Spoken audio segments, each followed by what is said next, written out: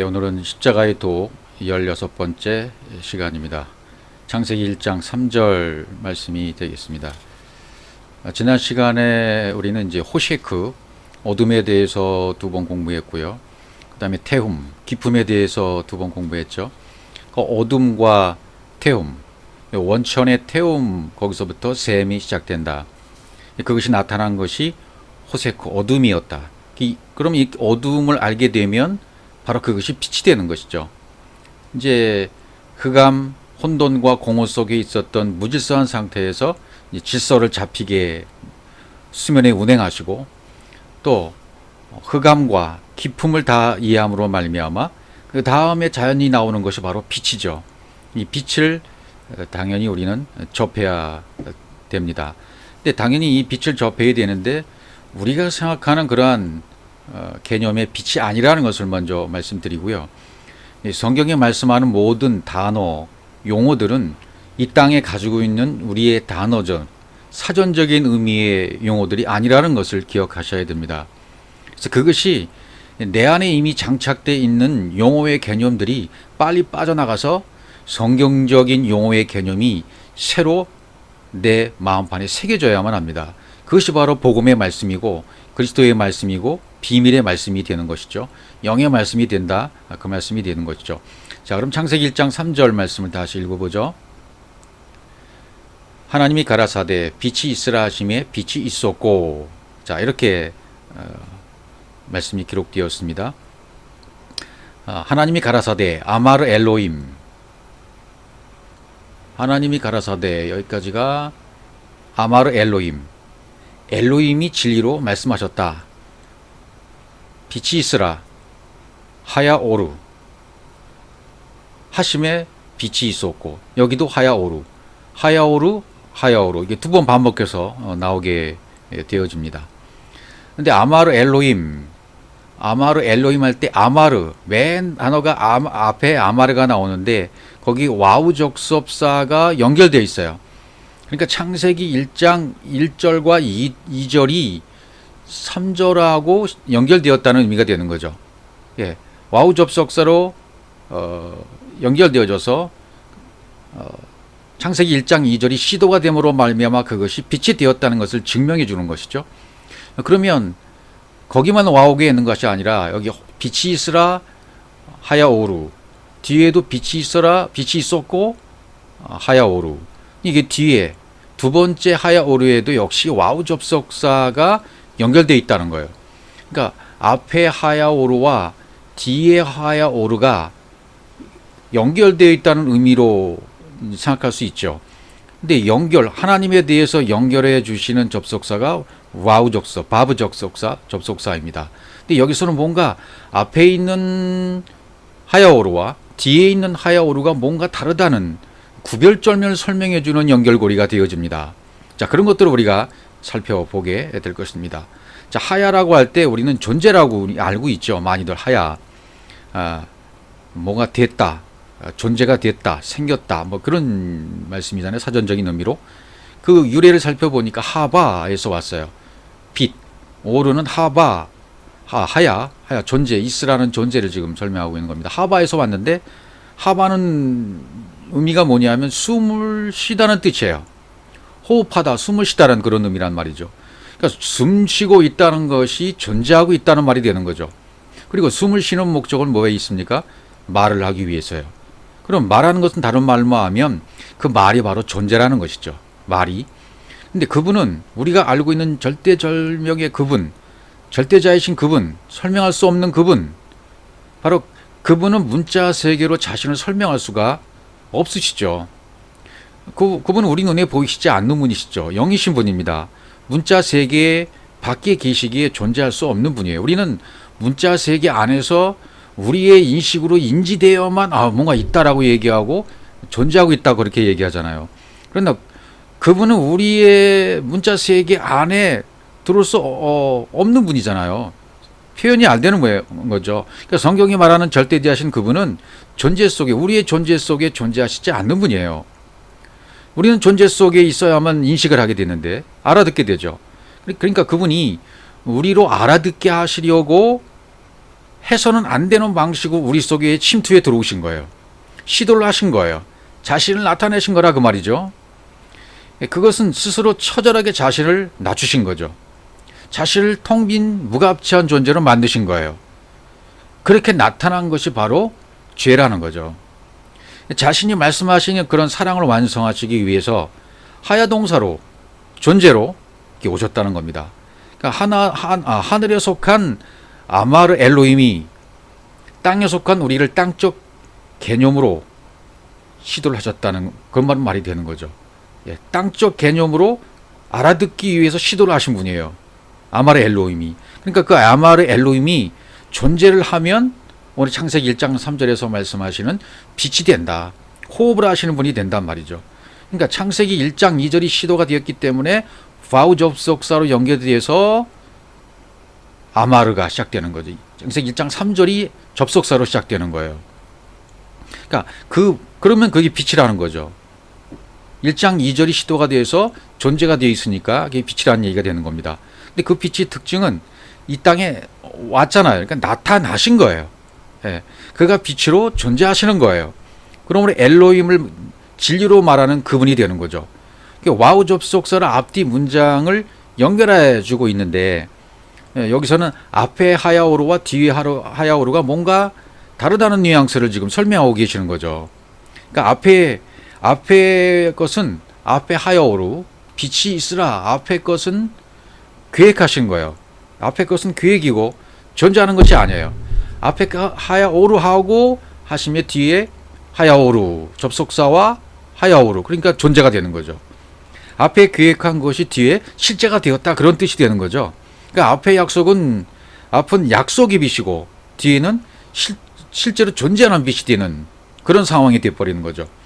그러니까 이것을 뭐 이렇게 해석을 풀이해 놓는다면 그러므로 그가 빛으로 있다.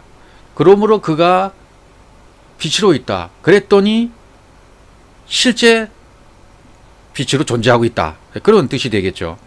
그러니까 앞에 빛은 말씀하신 약속의 빛이 되는 것이고 뒤에 빛은 실제 나타난 빛이 되는 겁니다. 그러니까 실제 나타난 빛이 되는 것 이게 바로 호셰크죠. 어둠이죠. 어둠. 그러니까 그분의 의도에 의해서 존재 세계에 존재하게 된 것. 예, 그것이 뭘까요? 그분의 의도로 시도가 되었어요. 창세기 1장과 2절 우리가 공부를 했죠. 베레시트로 시작되는 바라 엘로힘이 하 샤마인과 하 에레츠로 우리 안에 이제 존재로 되어지는 거죠. 그것을 깨닫게 되어지면 엘로힘이라는 건 뭡니까? 그분이 하나님이 가르쳐서 하나님이 가르치심으로 하나님 자신을 가르치심으로 말미암아 그 호흡이 우리 속에 내 그릇 속에 존재하게 되는 거죠. 그분의 호흡이 내 속에 존재하게 되는 거예요. 내 그릇 속에 그게 엘로힘이에요. 그것이 바라로 창조가 되는 거죠. 그러면 베레시트가 성취가 된 거죠. 내 안에서 잉태가 되었기 때문에 그때부터 이제 베레시트가 성취가 되어져서 호흡과 활동과 사역이 시작된다. 그런 말이 되는 것입니다. 그러니까 아마르 엘로힘을 이루기 위해서 호셰크로 나타나셨어요. 나타난 그것이 뭐냐면 우리가 알고 있는 성전, 말 못하는 성전으로, 율법으로, 그 다음에 예수로, 육체의 예수로, 그 다음에 모든 만물로, 우리 개인적으로 말하면 우리에게 다가왔던 모든 사건, 인생의 일들, 이런 모든 것이 전부 뭐죠? 호세크란 얘기입니다. 그것이 전부 호세크로 오신 거예요. 나한테. 그것을 내가 호세크로 깨달아 버리면, 그 호세크의 어둠의 의미를 깨달아 버리면 바로 그거 뭐가 되는 겁니까? 빛이 된다 그 말이 되는 거죠. 그러면 빛이 어둠이고 어둠이 빛이 되는 자리에 되는 거예요. 존재의 세계에 살고 있는 우리에게 그분이 존재의 세계로 오시면 뭐부터 우리에게 알려주실까요? 축복부터 주시는 게 아니에요. 그건 우리에게 우리의 상태를, 여러분과 저의 상태를 알려주시기 위해서 너의 상태는 지금 이런 상태야. 너 이대로는 안 돼. 너 이대로 있으면 망한다. 너 이대로 있으면 큰일 나. 그러니까 그렇게 하나님이 말씀하신 의도는 그게 아니야. 이걸 가르쳐 주시는 거죠. 그러니까 땅이 하늘의 존재를 인지하려면 땅의 개념이 깨져야 됩니다. 그것을 알려주시려면, 그 실상을 알려주시려면 우리의 존재 상태, 실상의 상태, 너는 심판받아 죽어야 마땅한 사람이야. 이걸 알려주는 거죠. 이걸 알려줘야만 다시 살아나니까. 그래서 구약에서 말하는 에레미야 애가가 존재하는 이유가 뭐냐면 우리에게 슬픔의 노래를 먼저 소리로 들려주시는 거죠. 슬픔의 노래를 먼저 들려주셔서 실패하고 있는 우리에게 애가를 들려주시는 거예요. 그래야만 그 애가를 듣고 돌이킬 자가 돌이키니까. 그러니까 슬픔의 애가는 이게 복음의 소리가 되는 거예요, 결국은. 그래서 이 애가를 우리가 그냥 애가로 보시면 안 되고 하나님의 진리를 가르쳐 주시려는 애가인 거죠. 자, 에레미야 애가 5장 15절부터 한번 쭉 읽어보겠습니다. 5장 15절. 우리 마음의 희락이 그쳤고 우리의 무도가 변하여, 이게 춤을 말하는 거죠. 우리의 무도가 변하여 애통이 되었사오며 우리 머리에서 멸류관이 떨어졌사오니 오호라 우리의 범죄함을 인함이나이다. 이러므로 우리 마음이 피곤하고 이러므로 우리 눈이 어두우며 시온산이 황무하여 여우가 거기서 노나이다. 이런 상태라는 거, 우리 상태를. 지금 에라미 애가를 통해서 말씀하신 슬픔의 노래는 뭐예요? 시온산은 말씀의 산이잖아요. 이 앞에 있는 모든 어두움 상황들 지금 멸류관이 떨어졌습니다. 우리의 범죄함 때문입니다. 마음이 피곤하고 우리가 눈이 어두워졌습니다. 이런 표현을 하면서 결과적으로 시온산이 황무하여 이렇게 나가잖아요. 시온산은 뭡니까? 시온산은 말씀의 산이잖아요. 말씀이 있는 산, 시온산. 산은 전부 이 말씀이 있는 것을 상징하니까 시온산이 황무하여 이렇게 되어 있어요. 황무하여. 이 황무하다는 말이 무슨 뜻이냐면 샤맴이란 뜻인데, 샤맴이란 단어는 아찔하게 하다, 넋을 잃게 하다, 그런 뜻이에요. 예, 완전히 아찔해서 막 넋을 놓아버리는 상태. 말씀이 내 안에 없으니까 그런 아찔한 상태가 되는 거죠. 진리의 말씀이 나한테 없으므로 텅 빈 상태가 되므로 아찔하게 돼서 넋을 잃은 상태가 되고 만 거예요. 그래서 거기서 뭐가 놀아요? 말씀이 없는 그 상태에서 여우가 노는 거죠. 예, 여우가 슈알. 이 슈알이란 단어는 굴을 잘 파는 이라는 의미가 있어요. 여우란 뜻이. 어디서 왔냐면 슈알, 텅 비게 하다. 여우가 내 안에서 놀고 있는 상태라면 나는 텅 빈 상태예요. 율법의 상태예요. 육체의 예수 상태예요. 예, 그래서 이 여우가 상징하는 의미는 육신의 생각을 얘기하는 거죠. 사람의 교훈이 지어낸 율법의 성전, 그런 의미입니다. 그러니까 머리에 의해 지어진 이 여우의 굴이 빨리 무너져야 돼요. 율법이 만들어 놓은 깊은 굴이 있어요. 그게 바로 여우의 굴이죠. 그래서 그 여우를 상징하는 단어들이 나오는 곳을 한번 잠깐 살펴보면요. 사사기 15장 4절. 삼손이 가서 여우 300을 붙들어서 그 꼬리와 꼬리를 메고 회에 취하고 그 두 꼬리 사이에 한 회를 달고, 그 여우 300이 나오잖아요. 300이라는 의미는 염자죠. 기도원의 300용사, 3일길, 하나님의 수 3, 30, 은 30, 이건 300, 이런 의미는 같은 의미로 보시면 됩니다. 진리의 사람들이 일어나는 숫자 300, 하늘의 숫자. 근데 왜 여우 300일까? 여우 300을 붙들어갖고 꼬리에 꼬리를 매요. 여우끼리. 그리고 거기에 불을 취하는 거죠. 회를 취하고 꼬리 사이에 한 회를 달고 거기 불을 붙이는 거죠. 회에 불을 켜고 그것을 불릴 사람이 곡식밭으로 몰아들여서 불을 붙여서 여우끼리 서로 묶어서 꼬리에다가 회를 달고 불을 붙여버렸어요. 그리고 곡식 불릴 사람들이 원수라고 여기는, 우리 원수는 뭡니까? 영의 원수는 육이잖아요.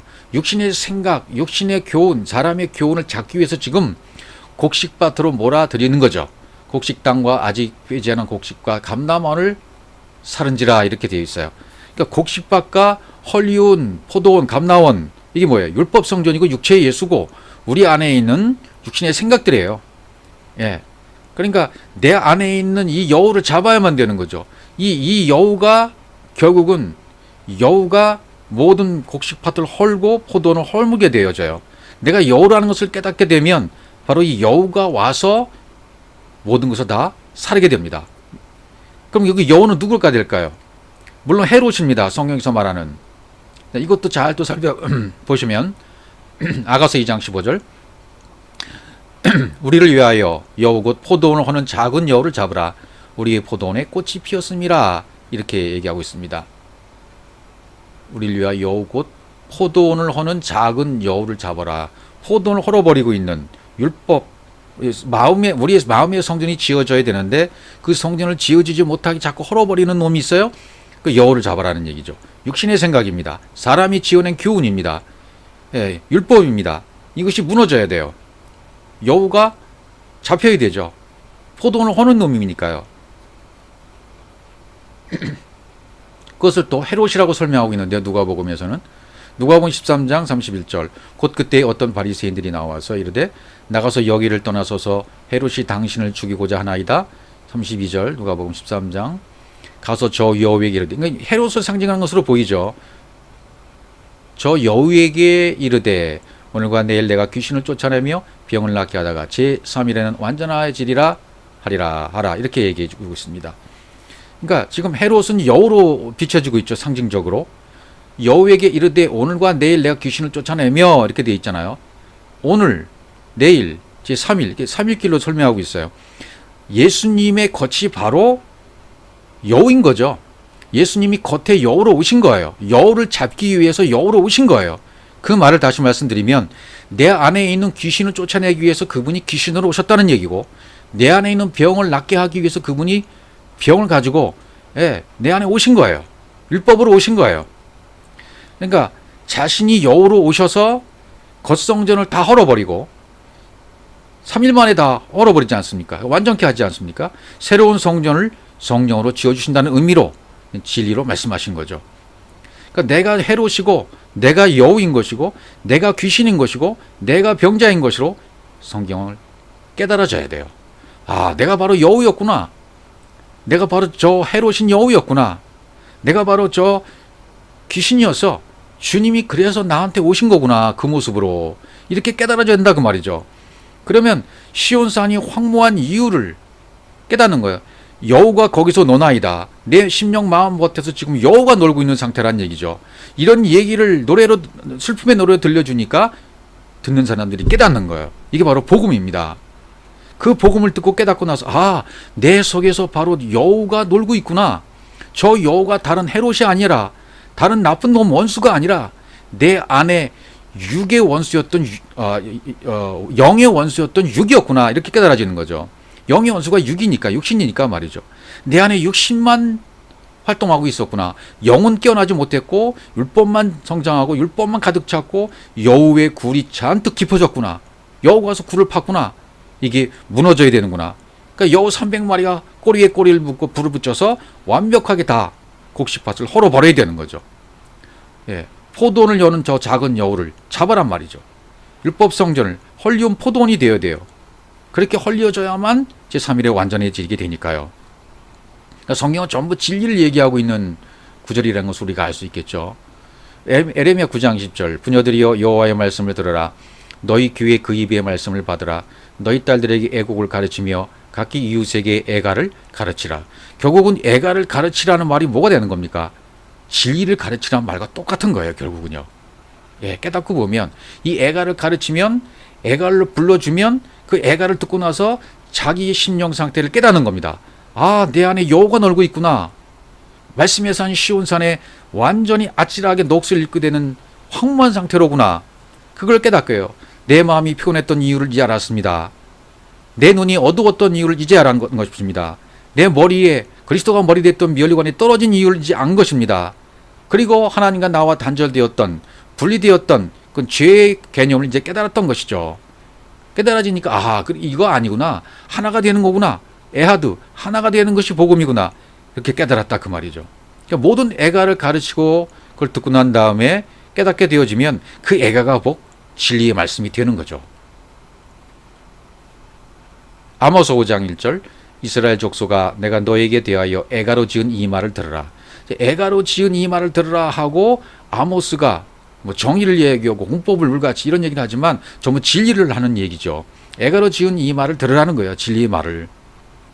그 애가를 듣고 그 애가가 무슨 뜻인지 알아버리면, 애가의 의미를 내가 취해버리면, 람반어해버리면, 취해버리면 어떻게 돼요? 그 애가가 기쁨으로 바뀌는 거죠. 춤으로 바뀌는 거죠. 드디어 우리가 애가가 바뀌어서 기쁨의 노래로 알아버렸다면 하나님과 내가 하나가 되는 거예요. 아버지와 내가, 아들과 아버지가 하나가 되는 순간인 것입니다. 바로 아버지와 아들이 하나가 되는 그 자가 바로 누구예요? 성경은 그 자가 바로 여호와라 그렇게 말씀하신 겁니다. 그리스도가 되는 겁니다.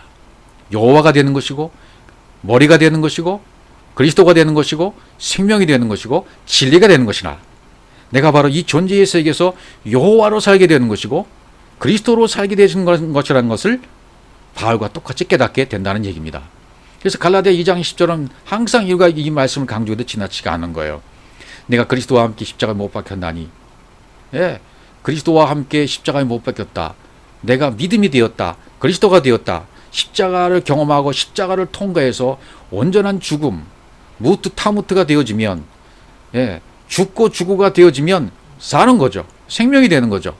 십자가에 못 박힘이 완전히 체험적으로 나를 통과해 버려야 돼요. 그런 적 이제는 내가 사는 것이 아니오. 그러면 이제는 내 안에 누가 살아요? 오직 내 안에 그리스도께서 사신 것이라. 왜요? 아버지와 내가 하나가 됐으니까. 영이신 그리스도가 깨어나서 영으로 내가 살고 있으니까 내 안에는 그리스도께서 사신 것이 된다는 얘기가 됩니다. 그럼 내가 누구라는 얘기예요? 그리스도로 산다는 얘기입니다. 머리로 산다는 얘기입니다. 머리가. 그러니까 내가 육체 가운데 사는 것은 그렇게 육이 영으로 바뀌었어요. 근데 겉모습은 여전히 육입니다. 겉모습은 여전히 육체 가운데 사는 것은 나를 사랑하는 나를 위해 자기 몸을 버리신 하나님의 아들을 믿는 믿음 안에서 하나님의 아들을 믿는 믿음이 무슨 믿음입니까? 처음 믿음에서 둘째 믿음, 그리스도를 믿는 믿음, 아버지와 아들이 하나 된 믿음, 두 번째 믿음을 얘기하는 믿음에서 믿음으로 얘기할 때 율법의 믿음에서 진리의 믿음으로, 예, 피스토스에서 피스티스로 이제 움직이는 동사 음직시에서 명사로 그 이름으로 완벽하게 바꿔진 상태입니다. 이렇게 살아가라는 거죠. 이게 뭐예요? 예, 애가를 깨달아서 애가가 춤이 돼버린 겁니다. 기쁨으로 바뀌게 된 겁니다. 이게 시편 기자가 그것을 설명하고 있죠. 시편 30편 11절 주께서 나의 슬픔을 변하여. 자, 애가를 듣고 나서 하나님이 애가를 들려주시니까 그 애가를 듣고 나서 그 애가의 뜻이 뭔 줄 알아버렸어요? 그럼 내가 바꿔진 거예요? 내 안에 혁명이 일어난 겁니다. 변화가 일어난 겁니다. 그러면 춤이 된 것입니다. 그럼 나의 베옷을 벗기셨어요? 벗겼다. 기쁨으로 띠띠우셨다. 이렇게 되어 있습니다. 변화라는 말이 하파크예요. 하파크. 이 변화다. 변화단 말이 하파크. 뒤에서도 좀 나중에 설명드리겠지만 하파크. 예. 하파크라는 말은 뒤집어 엎다. 바꾸다는 거예요. 슬픔의 애가를 들어보니까 나의 여우의 상태를 깨달았어요. 내가 여우였구나. 텅 빈 상태였구나. 그걸 깨닫고 진리의 말씀을 계속 들어서 육신이 없어지고 혁명이 일어나서 영으로 깨어나면 뒤집어 엎어진 거예요. 영으로 깨어난 겁니다. 춤이 되게 하시며 마훌. 그건 후레서 와서 새끼를 낳다. 춤이 되게 했다는 말은 뭐라고요? 새끼를 낳다. 예. 새끼를 낳는 상태. 새끼를 낳는 상태로 출산할 수 있는 상태로 내가 바뀌는 거죠. 왜? 생명을 잉태했으니까. 나의 베옷을 벗기고도 파타흐라는 단어입니다. 벗기고 파타흐 해방시키다. 그러니까 이 말은 이렇게 뭐 문자로 풀어봐도 그래요. 생명이 완성되고 열매가 맺혀서 완성되고 성취된 상태. 그게 벗겨진 상태예요. 예. 그러니까 뒤집어 엎어진 상태나 뒤집어 엎어져서 혁명이 일어나서 변한 상태나 벗겨진 상태나 같은 상태가 되어지는 거죠. 생명이 완성된 상태입니다. 열매가 됐다는 얘기죠. 예. 이 변한 상태 자체가 이게 뭐가 된 거예요? 열매가 됐다는 말이 되는 겁니다. 기쁨으로 심하 원기를 돋우다 쾌활하다. 그러니까 이 기쁨이란 말도 위의 것 진리로 생명이 되어서 호흡이 되고 있는 상태, 그게 기쁨의 상태예요. 예, 그래서 그런 상태로 띠띠우셨나이다. 그런 상태로 어떻게 띠띠웠다? 그런 상태로 하나님이 나를 아자로 하셨다, 묶으셨다, 둘러싸셨다, 에워싸셨다. 그런 뜻이죠. 예, 그러니까 슬픔의 애가를 들려주시는 그 이유는 진리가 되게 하기 위하여.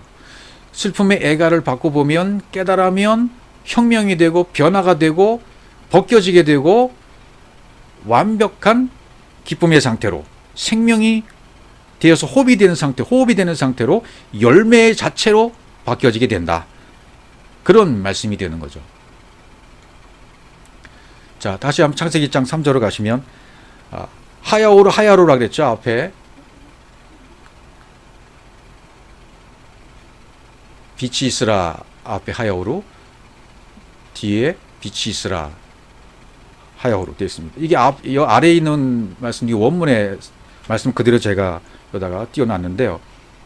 요게 접속사입니다. 와우 접속사로 연결이 되어 있습니다. 아마르. 여기 아마르로 말씀하신 거잖아요. 아마르 엘로임. 진리로 말씀하셨다. 엘로임이 아마르로, 진리로 지금 말씀하시는데 와우 접속사로 연결됐어요. 베아메르. 창세기 1장 1절과 2절을 연결시켜 주어서 말씀하시는 거예요, 지금.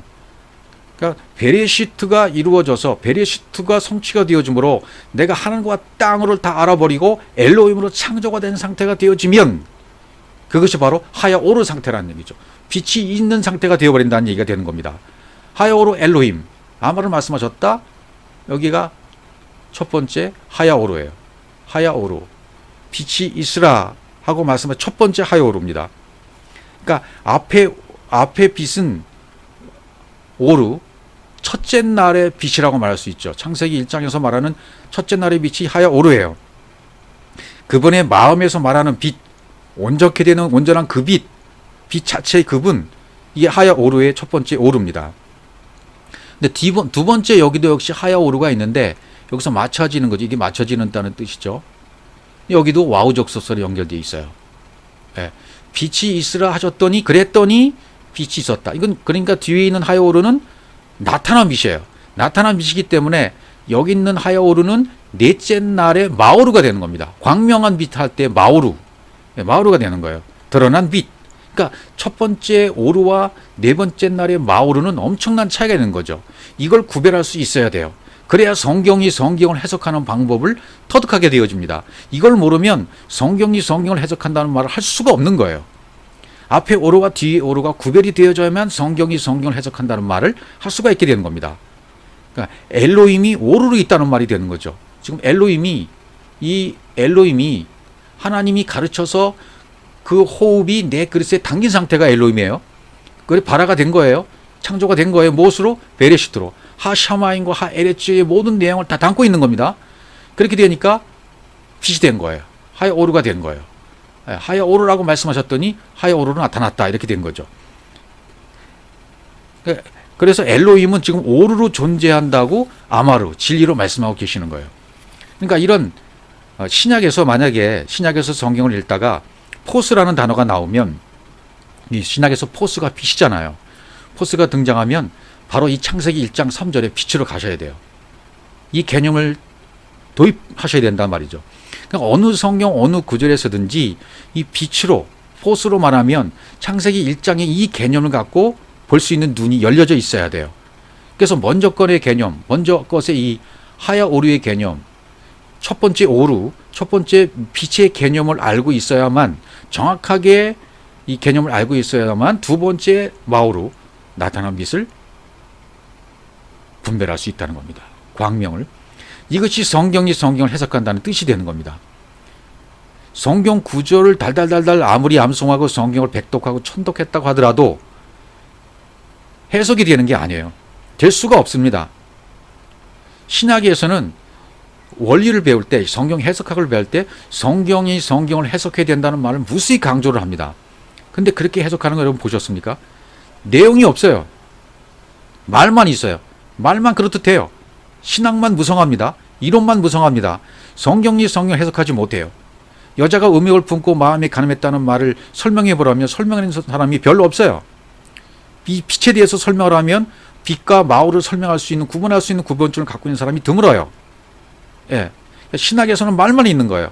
이 포스는, 빛이라는 신학 단어는 아마로 엘로힘을 두고 빛을 지금 말하는 거예요. 그 하나님이 빛이신 거예요. 예. 그 약속은 아래 것을 위의 것으로 전하는 거잖아요. 예. 아래 것에 있는 상태를 위의 것을 도입해서 가르쳐야만 진리가 진리로 깨달아지지 않습니까?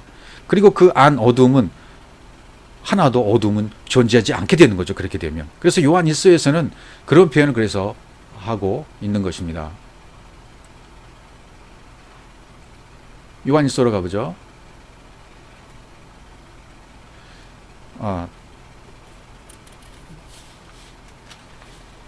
디모데 전서로 먼저 가야겠네요. 디모데 전서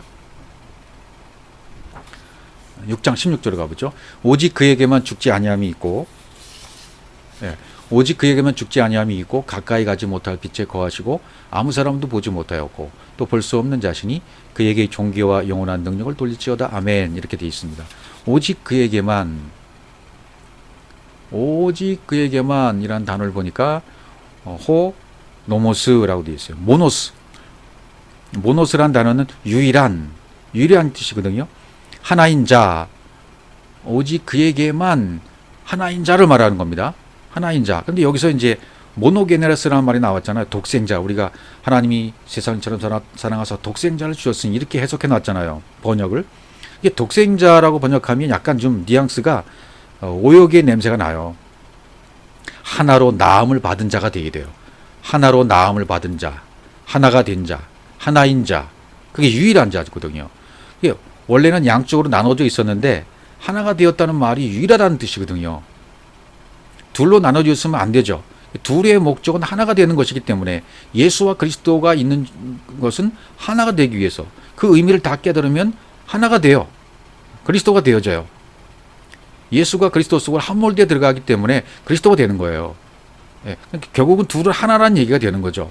그래서 깨달아야 된다는 말이에요. 예수를 알고 예수를 깨달아야지 예수는 신앙의 대상이 될 수가 없는 거예요. 예수는 알아야만 되는 존재고 그 존재를 알아야만 그리스도 속으로 한 몰드에 들어가는 것이기 때문에 예수와 그리스도가 그래서 하나가 된다는 의미를 이해해야만 하십니다. 거기 죽지 아니함이 있고 유일한 자에게만 죽지 아니함이 있는 거예요. 아사나시아. 그건 아라는 단어 부정어에다가 다노토스. 죽음이 아닌 그런 뜻이죠. 죽음이 없는 것을 에코 가지고 있다. 유일한 그만 죽음이 아닌 것을 가지고 있다. 그것은 어느 누구도 도달할 수 없는 빛이다. 가까이 가지 못할 빛에 거하시고 어느 누구도 도달할 수 있는 빛에 거하신다. 그 유일한 자가 빛에 거한다. 포스 오이케오. 거하신다 그랬죠. 도달할 수 없는 빛이에요. 어떤 장소에 갈 수 없는 빛이에요. 그런데 만약에 도달할 수 있는 빛이 나타나는 것처럼 그것은 넷째 날 마오르가 되는 거죠. 도달할 수 있는 빛이 되면 넷째 날에 마오르가 되는 것이고 도달할 수 없는 빛에 거하신 분이 바로 오르예요. 그분이 첫째 날에 오르란 말이죠. 아무 사람도 보지 못하였고 에이돈 보지 못하였고 사람의 것들로 하나도 나타나지 않은 것이죠. 에이돈은 에이돈은 우리 쪽에서 보려고 하는 게 아니라 하나님 쪽에서 자꾸만 보여주시려고 시도를 하시는 거예요. 하나님의 것을 땅에 있는 자들에게 하늘의 것을 자꾸만 보여주려고 시도를 하시는 거죠. 이 에이돈이. 이 사람의 것들로는 하나도 나타낼 수 없는 것이다. 소유격 하나도 나타낼 수 없다. 사람의 것을 나타나면 네 번째 빛이다. 그분은 근접할 수 없는 빛에 거하고 계시다. 첫 번째 오르시다. 나타난 그 빛을 마오르를 발견 못하면 그 빛에 오르로 갈 수 없는 거죠.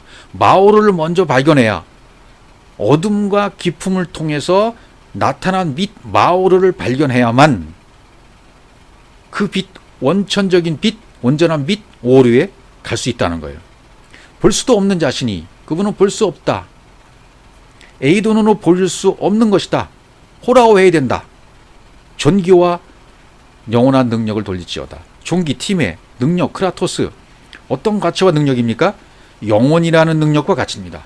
영원이라는 능력과 가치를 가지고 있는 분이기 때문에 아멘 나오는 거예요. 여기 영원한이라든지 영원 이렇게 영원히 우리 영원 할렐루야 찬 영원히 막 찬양 많이 하잖아요. 근데 이 시자가 들어가면 시간적인 존재를 알려주기 때문에 시간적인 존재이기 때문에 영원이 안 돼요. 영원이라는 말을 쓰면 안 됩니다. 영원히, 영원한 이런 말을 쓰면 안 되고 영원으로, 영원이라는 가치, 영원으로부터 영원에 이런 말을 써야지 시자가 붙으면 절대로 안 된다는 겁니다. 시편 104편 2절을 보시면 주께서 옷을 입은 같이 빛을 입으시며 하늘을 휘장같이 치시며, 그러니까 첫째 날 어느 장소에 도달할 수 없는 빛이 바로 그분 자신이 옷을 입은 것처럼, 그 자신이 빛이에요. 빛. 옷을 입은처럼 빛을 입으신 거예요. 빛 자체가 되신 거예요. 이 첫째 날에 오루가 되시는 겁니다. 하늘을 휘장같이 치시는 분, 빛 자체이신 분을 얘기하는 것이라고 말이죠. 요한일서 1장 5절, 우리가 저에게서 듣고 너에게 전하는 소식이 이것이니 곧 하나님은 빛이시라. 그에게는 어둠이 조금도 없으시니라. 여기도 하나님은 빛이시라 라는 이런 말을 쓰고 있어요. 호 데우스 포스 에이미, 이게 창세기 1장 3절과 똑같은 말입니다. 아마르 엘로임 하야 오루, 하나님은 빛이시다. 빛이 있으라 하셨더니 빛이 있었다. 빛이 있으라 하시면 빛이 있었다. 그거 똑같은 말이란 말이죠. 소식, 전하는 소식, 이 에판겔리아, 그것은 약속이죠. 약속, 언약, 약속이 이것이다. 전하는 아난겔로, 보여주는 거죠. 선언해버리는 거죠. 그의 것으로부터 들은 그 약속이 바로 이것이다. 너희 안에 전하는 그 약속은 위의 것이다. 위의 것으로 전하는 것이라는 거죠. 너에게 전하는 소식은 위의 것으로 선언해주는 소식이다. 왜냐하면 그 하나님은 빛이시기 때문이라는 거죠. 하나님 빛이시기 때문에 그렇게 할 수 있다는 거죠. 그래서 아까도 말씀드렸지만 이 빛이라는 단어가 나오면 얼른 어디로 가라고요? 창세기 1장으로 가야 된다. 그래서 오르와 마오를 분별할 수 있어야 된다. 이걸 분별할 수 있는 시점이 시작되어지면 이 사람은 성경을 성경으로 해석할 수 있는 기초가, 토대가 세워지게 되는 것이죠. 자, 그럼 6장, 요한일서 1장 6절, 만일 우리가 하나님과 사귐이 있다 하고 어두운 가운데 행하면 거짓말하고 진리를 행치 아니함이거니와. 7절, 저가 빛 가운데 계신 것 같이 우리도 빛 가운데 행하면, 빛 가운데 페리파테오 함께 동행하면, 살아가면 우리가 서로 사귐이 있고 그 아들 예수의 피가 우리를 모든 죄에서 깨끗하게 하실 것이요. 유명한 구절이잖아요. 자, 사귐이 있다 하고 코이노니아가 있다 하고 어둠에 스코토스에 있다면 거짓말이다. 사기꾼이다 그 말이죠. 그러니까 진리가 된다는 것은 무슨 얘기입니까? 어둠이 없는 거죠. 우리 안에 어둠이 없어야 깨끗한 거죠. 이 어둠이 없으려면 뭐가 들어와야 돼요? 빛이 들어와야죠. 진리가 들어와야죠. 그러니까 빛 안에 살고 있다고 한다면 그 빛 안에 있는 것과 똑같이 우리도 그 빛 안에 존재해 버리는 거예요. 그럼 함께 서로 사귐을 가지고 있는 거예요. 이 사람도 빛을 가지고 있고 이 사람도 빛을 갖고 있으면 어둠이 없어요. 그럼 서로 사귐이 되는 거예요. 코이노니아가 되는 거죠. 코이노니아가 돼요. 사귐이 되는 거예요. 사귐이 있고 사귐을 가지고 있게 되는 겁니다. 가지고 있다. 이 사귐을 가지고 있어야 돼요, 우리가. 그러니까 빛 안에 있는 목적이 뭡니까? 이런 것 제가 빛 안에 있는 목적은 이 사귐을 성취하는 데 있어요. 이 사귐을 가지지 못한 자가 하나님과 내가 사귐이 있다고 말하고 있다면 거짓말하는 것이 된다고 말이죠. 거짓말이다, 그것은. 그리고 그 아들 예수 그리스도의 피가 우리를 모든 죄로부터, 어둠으로부터, 호셰크로부터 깨끗게 하실 것이다 그랬습니다. 하나님의 의를 드러나면 죄가 되는 거죠.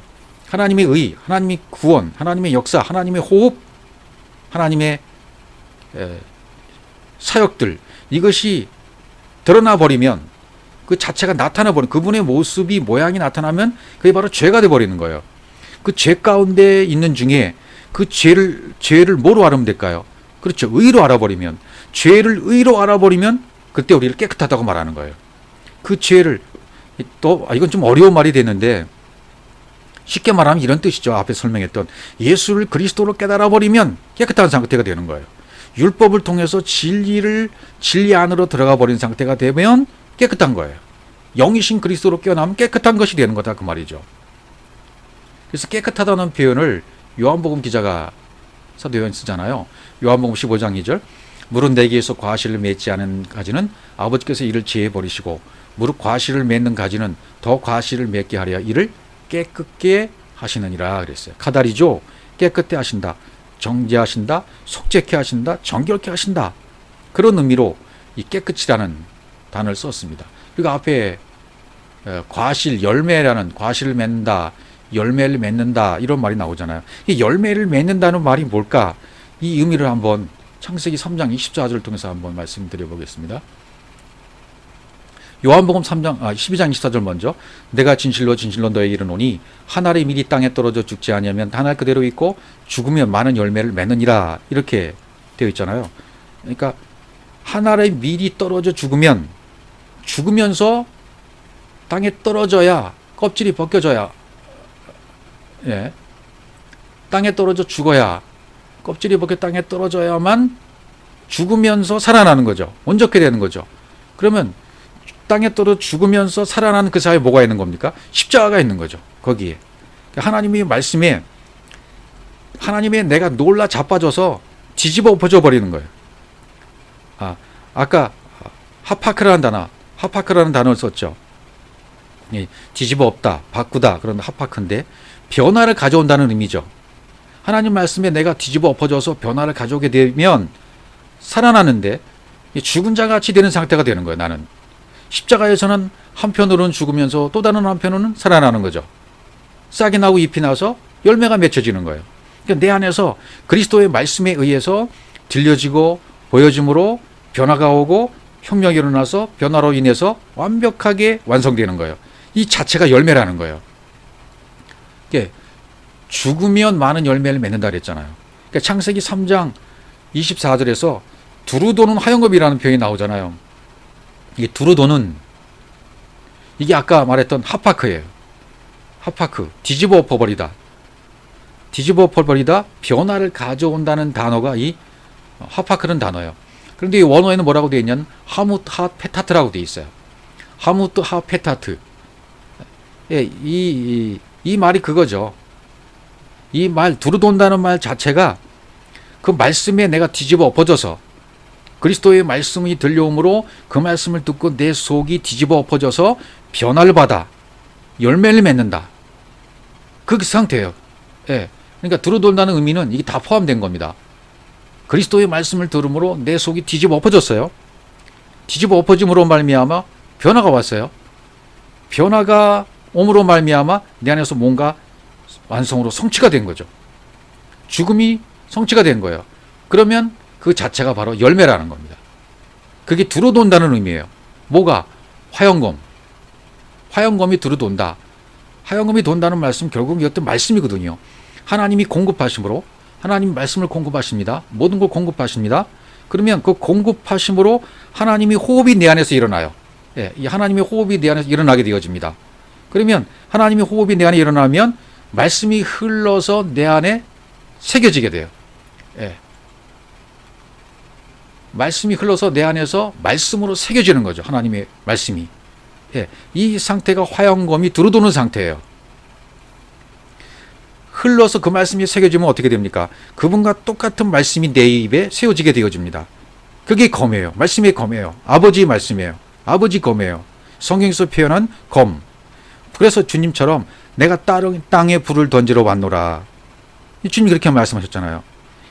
역시 여러분과 저도, 나도 육이 변해서 혁명이 일어나서 변화되어서 영이 되어지면, 영이 활동하게 되어져요. 그리스도의 영이 활동하게 되어지면 두루도는 화영검을 휘두르게 될 수 있어요. 그리스도의 머리가 실제가 되고 생명으로 연결이 되어져 버립니다. 이런 빛 안에서 사귐이 되어지면 서로 영으로 서로 연결되게 되겠어요. 서로 영으로 연결되어지면 이때 바로 코이노니아가 되는 거죠. 사람과 사람의 관계를 보면, 그렇게 당하게 되면 충돌이 일어나게 됩니다.